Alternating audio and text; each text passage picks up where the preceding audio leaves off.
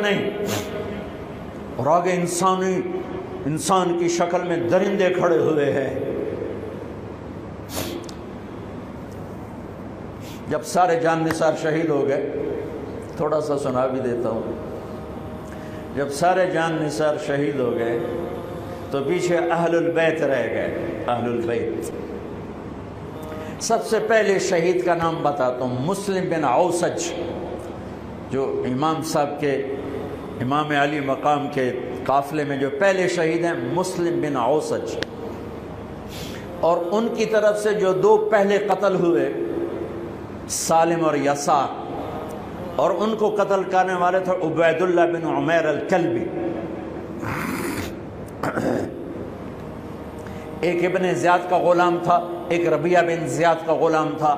وہ دونوں نکلے تو اس کے مقابلے کے لیے بربر بن خضیر اور حبیب بن مطاہر نکلے حسین علی مقام کے لشکر سے۔ تو عمیر بن وہب کلبی وہ کوفہ سے اٹھ کے آئے تھے، کوفہ سے بیوی سمیت آئے تھے، بیوی کا نام ام وہب، حبشی تھے۔ کہنے لگے مجھے اپنے اوپر قربان ہونے تھے، میں اکیلا ان دونوں کو کافی، ان دونوں کو ہٹا دے۔ اور ننگے بدن تھے، ننگے بدن، جسم پہ کچھ نہیں۔ کہا میں تو مرنے ہوں، میں کیوں زیرہ پاما جو میں جیونا ہے، میں تو مرنا ہے، ننگے بدن تھے۔ تو ان کی بیوی نے کہا ان کو جانے دیں، ہم دونوں نے آپ پر قربان ہونے کی نیت کی ہوئی۔ ہم نے کہا اچھا اللہ تجھے جزائے خیر دے، جاؤ۔ تو اس اکیلے نے دونوں کم بختوں کو جہنم میں پہنچا دیا، سالم اور یسار۔ تو ان میں سے ایک آدمی بولا ہوئے یہ مرنے آئے ہیں، اگر اکیلے لڑو گے تم سب کو مار دیں گے، اور تسی تو جیون دے طلبگار ہو، مرن دے طلبگار ہیں، مرن والے نو مارنا کوئی سوکھا کام ہوندا ہے، اور ان پر کٹھے حملہ کرو۔ پھر حملہ عام ہوا تو پہلے شہید ادھر سے مسلم بن اوسج، جب وہ گر رہے تھے تو کہہ رہے تھے حسین کی حفاظت کرنا جب تک سانسوں میں سانس باقی۔ آپ کے لشکر میں ادھر زہیر بن القین، یعنی رائٹ سائڈ پر زہیر بن قین ایک چھوٹا جھنڈا، لیفٹ سائڈ پر حبیب بن مظاہر ایک جھنڈا، درمیان میں آپ کے بھائی عباس بن علی جن کے ہاتھ میں بڑا جھنڈا تھا، اور بڑا نشان کا جو علامت تھا وہ عباس بن علی کے درمیان میں تھا۔ 32 گھوڑ سوار تھے اور 40 پیدل تھے۔ جب انہوں نے پہلا حملہ کیا تو گھوڑ 32 نے 3000 کا منہ پیچھے کر دیا۔ تو ابن زیاد نے کہا پہلے ان کے گھوڑوں کو مارو، ان کے گھوڑوں کو مارو۔ تو 500 تیر اندازوں نے کٹھے ان کے گھوڑوں پہ تیر چلائے تو سب کے گھوڑے گر کے ختم ہو گئے۔ پھر ساری پیدل ہو گئے، تو پھر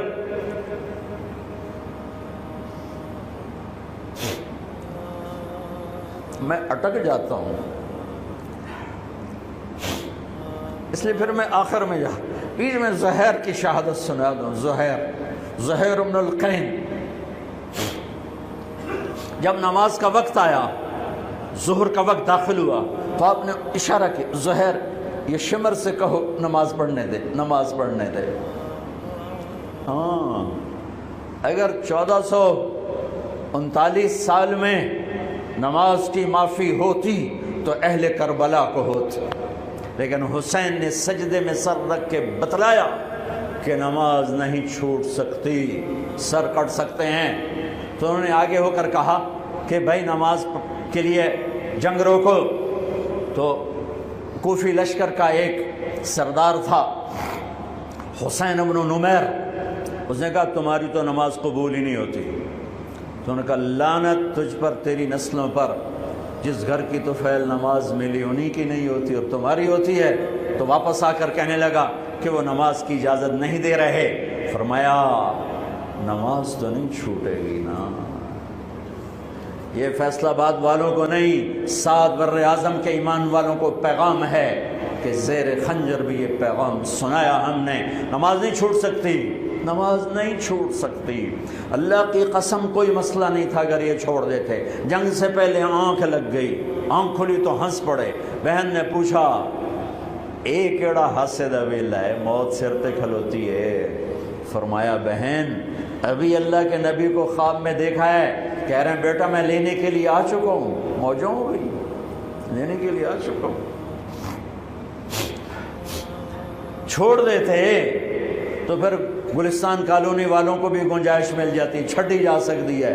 6 بر اعظم کے انسانوں کو پیغام دیا کہ ٹکڑے ٹکڑے ہو جاؤ، نماز نہیں چھوڑ سکتی۔ فرمایا آدھے نماز پڑھو آدھے جنگ کرو، صلاۃ خوف۔ آدھوں نے نماز پڑھی آدھوں نے جنگ کی، 15-20 تو پہلے شہید ہو چکے تھے، پھر آدھوں جنہوں نے نماز پڑھی تھی انہوں نے جنگ کی اور دوسروں نے جا کے نماز ادا کی۔ عصر سے پہلے سب جب زہیر گرنے لگے تو انہوں نے حضرت حسین کے کندھے پر یوں ہاتھ مارا، گرتے گرتے اقبل ہدیت ہادیا مہدیا اليوم تلقى جدك النبي حسنا والمرتضى عليا والشهيد الجعفر الكمية واسد اللہ المحیا۔ ہاں آگے بڑھ، تیرے لیے تیرا نانا پھولوں کے ہار لے کے کھڑا ہوا، آگے بڑھ، آج تیری ملاقات کا دن ہے۔ آج تو اپنے بھائی حسن سے ملے گا، باپ علی سے ملے گا، چچا جعفر سے ملے گا، اسد اللہ حمزہ سے آج تیری ملاقات ہے۔ ان اشعار کے ساتھ آپ نے جان اپنے اللہ کو سپرد فرمائی۔ جب سارے جان نثار ختم ہو گئے، اب اہل البیت کی باری آئی تو سب سے پہلے آپ کے بیٹے علی الاکبر نے تلوار اٹھائی کہ ابا جان آپ سے پہلے مرنا چاہتا ہوں، آپ کو مرتا نہیں دیکھ سکتا، آپ سے پہلے مرنا چاہتا ہوں، مجھے اجازت دیجیے۔ ہم نے کہا بڑھو اللہ کے نام پر، جا ملو اپنے اجداد کے ساتھ۔ تو بڑے حسین تھے علی الاکبر، جس طرف گئے وہ آگے آگے، کوفی آگے آگے، یہ پیچھے پیچھے، تو 1 اور 3000 کیا مقابلہ تھا۔ آخر خاک و خون میں لوٹائے گئے، تڑپ کے گرے۔ تو پھر حسن کے بیٹے قاسم کا چچا، میں نہیں جانا، اس قافلے میں، اس حسینی قافلے میں اہل البیت وہ 17 قتل ہوئے، ان میں سب سے حسین قاسم تھے، قاسم بن حسن، قاسم بن حسن۔ جب ان پر تلوار کا وار پڑا تو ان کا ہاتھ کٹا اور نیچے گرے تو انہوں نے کہا یا اماں، ہائے چچا۔ تو حضرت حسین زخموں سے چور ہو چکے تھے، لیکن جس سے بجھتی شمع بھڑکتی ہے، اب زخمی شیر کی طرح لپکے اور کائی کی طرح مجمع کو چیرا۔ جب وہاں پہنچے تو وہ ایڑیاں رگڑ رہے تھے اور خاک و خون میں لت پت تھے، تو اٹھا کے سینے سے لگایا۔ ان کی آخری ہچکیاں ان کے سینے پہ ختم ہوئیں۔ کہنے لگے بھتیجے، آج تیرا چچا بڑا بے بس ہے، آج وہ تیری مدد کو نہیں آ سکتا ہے، لیکن ایک دن آنے والا ہے جب تیرے نانے کی عدالت میں فیصلہ ہوگا۔ پھر ان کی لاش کو اٹھایا،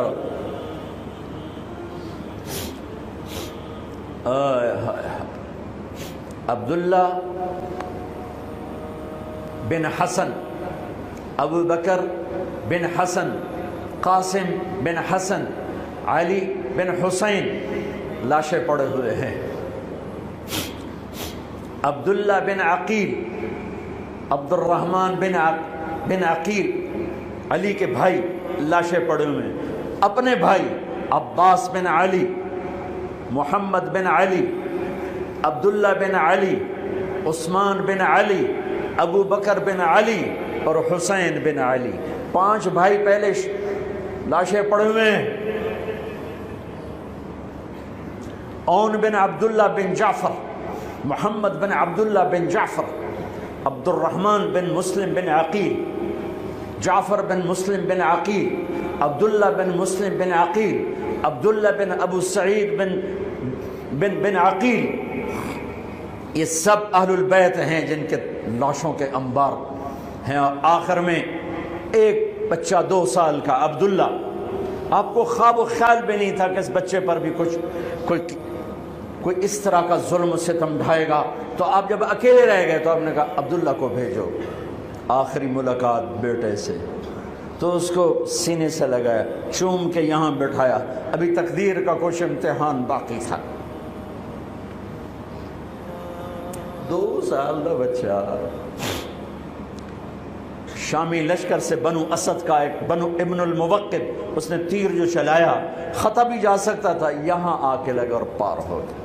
بچے کی گردن ایسے ڈھلک گئی، یہاں امام علی مقام۔ ارے بھائیو، میں قطر ہاسپٹل گیا کسی کام، تو وہاں کسی کا بچہ تھا منگوڑے میں ہاسپٹل میں، وہ اسے تڑپ رہا تھا، پتہ نہیں اس سے کیا تھا، اور اس کی ماں ایسے اس کو کھڑی دیکھ۔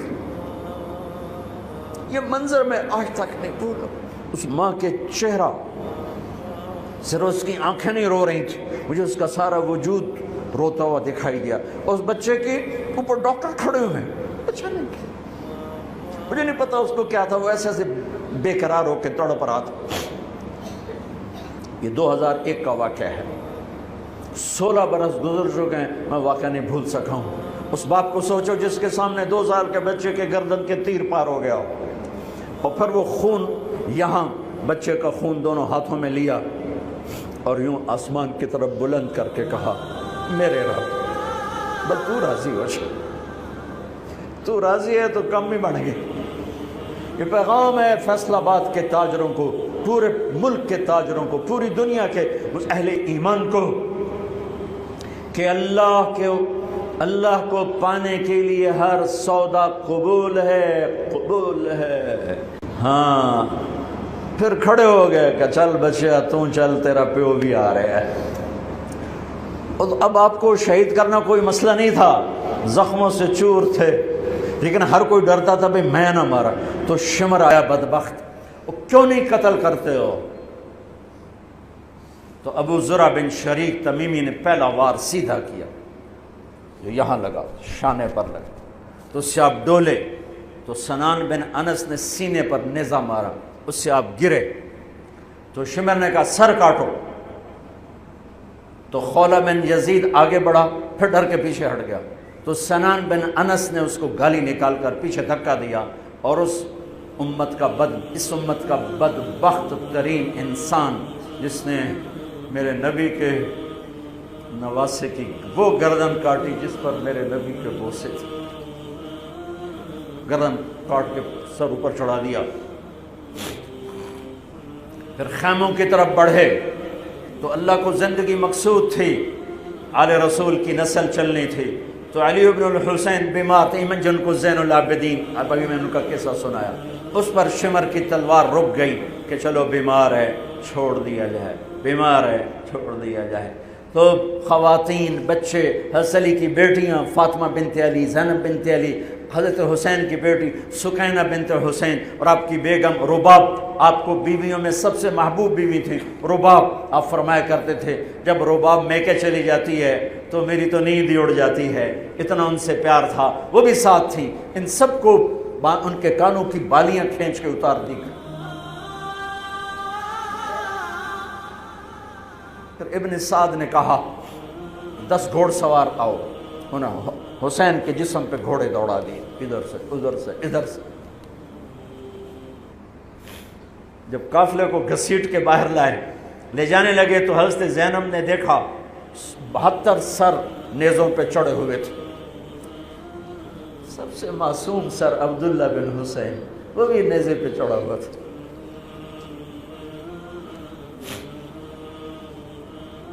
ہم نے کربلا کو افسانہ بنا دیا، یہ کمائی کا ذریعہ بنا لیا۔ یہ ایک پیغام ہے طبقات امت کے لیے، مت ضمیر بیچو، مت ضمیر بیچو۔ ٹکڑے ٹکڑے بدن، تو حضرت زینب کی زبان سے چند الفاظ نکلے جنہوں نے، آپ حیران ہوں گے، کوفی لشکر والے رونے لگے جو ابھی قتل کر رہے تھے، ان کی آنکھوں میں آنسو آ گئے، وا محمدا وا محمدا۔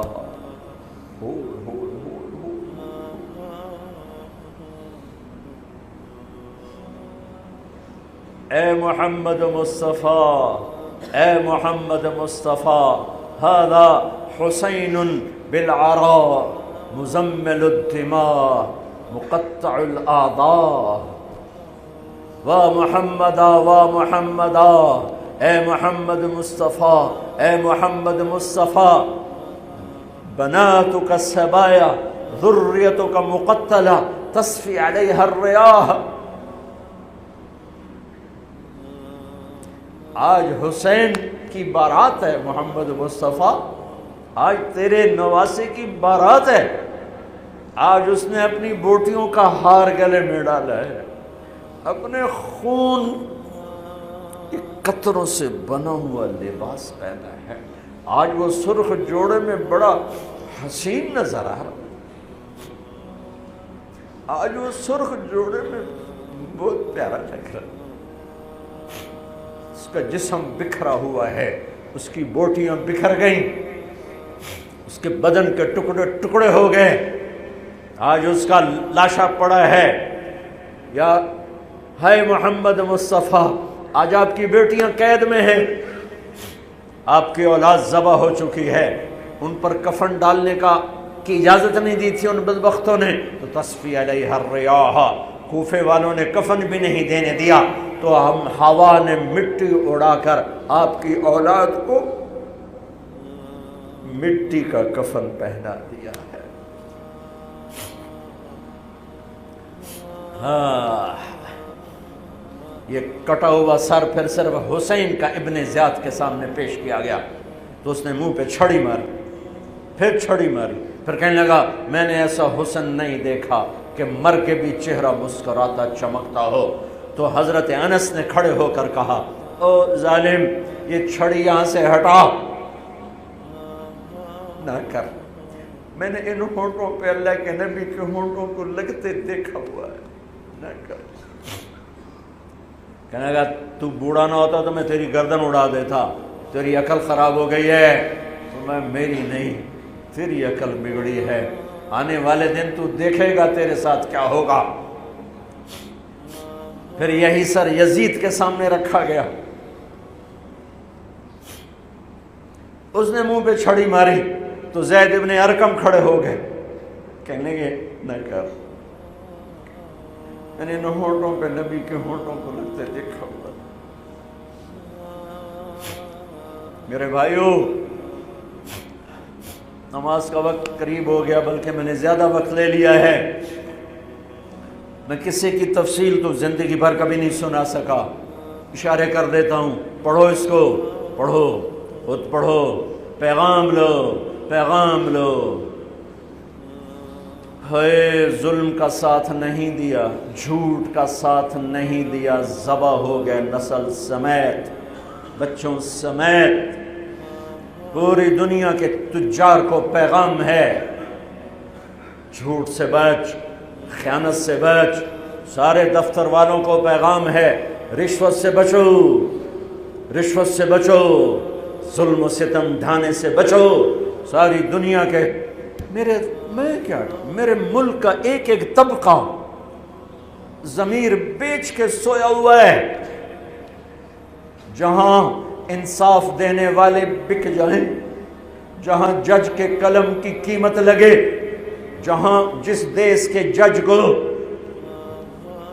خریدا جا سکتا، جس کے قلم کو خریدا جا سکے، جس دیش کے وکیل کو خریدا جا سکے، جس دیش میں جھوٹے مقدموں کی بھرمار ہو، جس دیش کا ڈاکٹر مریض کو مریض نہ سمجھے، گاہک سمجھے، اور مرتے کی کھال اتارے، مرتے ہوئے کی کھال اتارے، جس دیش کا وکیل خود ایک مافیا گروپ بن چکا ہو، جس دیش کا، میں وکیلوں کا رونا کیا روں، میں ججوں کا رونا کیا روں، میرے دیش کا تو ریڑھی والا بھی ظالم ہے، مزدور بھی ظالم ہے، غریب بھی ظالم ہے، مالدار بھی ظالم ہے، ظلم کے اندھیروں میں دیش ڈوبا ہوا ہے۔ میرے بھائیو، ہمارا نیا سال شروع ہو چکا ہے، اور ہم توبہ کریں اللہ کی بارگاہ میں۔ میرے بھائیو، میں بہت دہراتا ہوں اس بات کو، جس فرد میں، جس قوم میں، جس دیس میں، جس خاندان میں، جس معاشرے میں ظلم ہوگا، جھوٹ ہوگا، دھوکہ ہوگا، وہ تباہ ہو جائیں گے، چاہے مسلمان ہیں چاہے کافر ہیں۔ جس دیس میں، جس قوم میں، جس ملک میں، جس معاشرے میں، جس فرد میں سچائی ہوگی، انصاف ہوگا، دیانتداری ہوگی، اللہ ان کی حفاظت کرے گا، عزت دے گا، چاہے مسلمان ہیں چاہے کافر ہیں۔ دنیا کی عزت ضرور ملے گی، کفر کے ساتھ ملے گی، کہ سچائی، دیانتداری، عدل و انصاف پر اللہ سایہ کر دیتا ہے، چاہے کفر ہے چاہے اسلام ہے، موت تک۔ کافر ہے تو موت تک، موت کے بعد ایمان کا فیصلہ ہے، لیکن اگر ایمان ہے تو یہ جہان بھی بن گیا، وہ جہان بھی بن گیا۔ یہی فیصلہ بات کی بات ہے۔ میں صبح نکلا، سیر کر کے واپس آ رہا تھا، مجھے دور سے ایک ریڑھی والا نظر آیا، سفید داڑھی، پگڑی، تو مجھے بڑا اچھا لگا کہ عام طور پہ ریڑھی والوں کا یہ حلیہ نہیں ہوتا ہے، تو لہٰذا دور سے میری نظروں میں جچ گیا۔ جب میں قریب سے گزرا تو میں نے پھر اس کو ایسے دیکھا، تو میں نے دیکھا وہ رو رہا تھا، ایسے خاموش آنسو، ساز خاموش ہیں فریاد سے معمور ہیں ہم، اور ایک ہاتھ ریڑھی پر تھا، ایک ہاتھ پیٹی پر تھا، جو کوئی پیٹی لایا تھا، اور ایسے رو رہا تھا، ایسے رو رہا تھا۔ تو میں رک گیا، میں نے کہا بزرگو خیریت تو ہے، آپ کیوں رو رہے ہیں؟ تو اس نے مجھے کوئی جواب نہیں دیا، اس نے پیٹی ایسے اٹھا دی میرے آگے، تو وہ پیٹی سیب کی تھی، اس کے اوپر سیب ٹھیک تھے، نیچے سارے گلے ہوئے سیب تھے، تو سارے سیب ایسے بکھر گئے۔ یہ پیٹی میں سیب بھرنے والا نہ تو وکیل ہے، نہ تو ڈاکٹر ہے، نہ تو بھوانے بازار کا تاجر ہے، نہ وہ سیشن کورٹ کا جج ہے، نہ وہ کوئی ڈی سی او ہے، نہ وہ کوئی تحصیلدار ہے، وہ مزدور ہے، غریب آدمی ہے۔ غریب کا ظلم بتا رہا ہوں۔ تو جب سیب بکھرے تو میں اس کو دیکھوں، سیبوں کو دیکھوں، مجھ سے کہنے لگا، کوئی اردو سپیکنگ تھا، پنجابی نہیں تھا، اردو سے کہنے لگا، بیٹا میں بہت غریب، اس کی بہت، اور جب اس نے زور ڈالا نا، میں بہت غریب، انہیں ایسے لگا مجھے جیسے کسی نے چھری سے میرا کلیجہ چیر کے ڈالا، میرے آنسو نکل پڑے، میں اب رو رہا ہوں۔ اس واقعے کو 30 سال گزر چکے۔ بیٹا میں بہت غریب ہوں، صبح منڈی جاتا ہوں، ایک پیٹی لاتا ہوں، شام تک بک جاتی ہے، بچوں کے لیے تازہ آٹا لے کے جاتا ہوں، آج کسی نے میرے بچوں کی روٹی مجھ سے چھین، آج کسی نے میرے بچوں کی روٹی مجھ سے چھین۔ اسی سیب کی پیٹی کو اب اوپر تک لے جاؤ کہ لوگ جانوں سے کھیل رہے ہیں، اپنی عزت اقتدار، جھوٹی عزتوں کے لیے عزتوں سے کھیل رہے ہیں، جانوں سے کھیل رہے ہیں، حقوق سے کھیل رہے ہیں۔ یہاں ایسے ضمیر بکتے ہیں جیسے بھیڑ بکریاں بکتے، یہاں ایسے زبان کے بول بکتے، اے نہیں کسائیاں کول جاؤ تو بچ سری دے وے زبان بھی آیا تو سر بھی آیا، یہاں ایسے دماغ بکتے ہیں جیسے بکرے کی سری بکتی ہے، ایسی زبانیں بکتی ہیں جیسے بکرے کی زبان بکتی ہے، ایسے ضمیر کے سودے ہوتے ہیں جیسے بھیڑ بکریوں کے سودے ہوتے ہیں۔ اور میری جیب خالی تھی، میرے پاس کچھ بھی نہیں تھا، میں تو ایسے صبح نکلا تھا، مجھے اتنا صدمہ ہو کہ ہائے کوئی میری جیب اتنے پیسے تو ہوں دیتے، بابے دی پیٹی جو کے پیسے تھے انہوں میں دے ہی دیندہ۔ آج تک مجھے یہ دکھ رلاتا ہے۔ پھیلا دو سارے پنجاب سے، وہ کراچی سے لے کر خپلو تک، گلگت تک، سب کچھ یہی ہو رہا ہے۔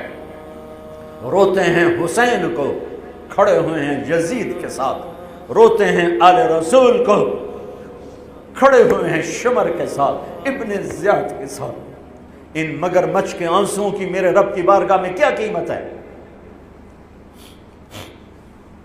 میرا معاشرہ ظلم و ستم میں ڈوب چکا ہے۔ کہتے کہتے کہتے کہتے عمر بیت گئی۔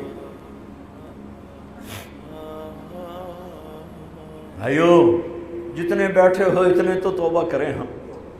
کہ آؤ بھائی آج ہم اپنے اللہ کو راضی کرنا اپنی زندگی کی منزل بنائیں، اپنی زندگی کا مقصد بنائیں۔ ظلم سے نکلو، جھوٹ سے نکلو، بہتان سے نکلو، رشوت سے نکلو، حرام سے نکلو، شراب سے نکلو، زنا سے نکلو، بدکاری سے نکلو، فحاشی سے نکلو، جوئے سے نکلو، جھوٹے مقدموں سے نکلو، جھوٹی گواہیوں سے نکلو۔